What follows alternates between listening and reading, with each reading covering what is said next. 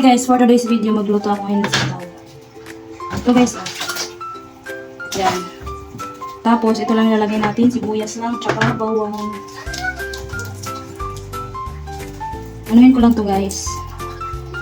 Prepare ko lang to saglit. Ha? Ito na guys, nakaready na yung ating sibuyas, tsaka sibuyas sa puti yan guys, kasi mura lang siya. Yan yung binili ko kanina. Tapos ito, bawang. Ito, corned beef. Konting mantika lang. Nice! Tapos may nakaready guys, oh, nakaready na yung paminta. Yan. Wow! Paminta, tsaka yan yung mga ready na. Naman yung sitaw. Nabili ko lang siya guys doon kay kuya kanina sa yung mga nakakariton. 20 pesos lang yung ganyan siya kadami. Sinusuki ko na nakakariton. Yan, sitaw. Tapos nakasindi na yung aking guys, kalan. Napaanuhan ko na siya. Init na natin. Tapos lagyan natin tong mantika. Kunti lang kasi pang paano lang naman natin yan, pang pagisa. So yun na nga guys, mainit na. Lagyan na natin to.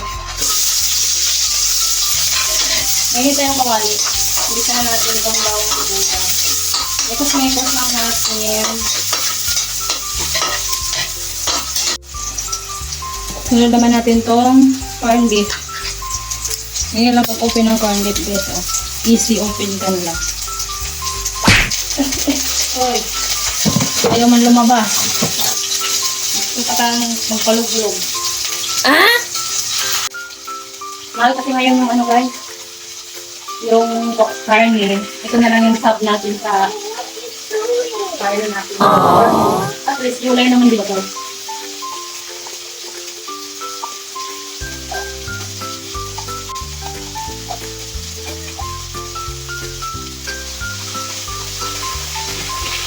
Ayan siya guys. Simple lang yung ulam namin ngayon guys. Lagay na natin.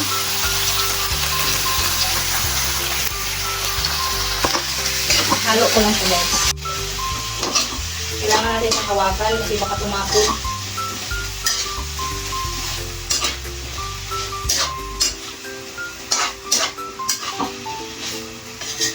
Pitikan natin itong paminta.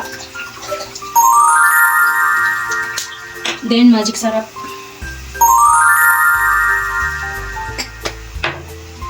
Ganyan natin itong tuyo.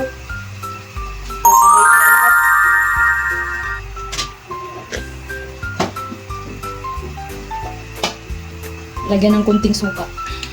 Kunti lang. Paano lang ng amoy ng corned beef. Okay na. What? Takman muna natin.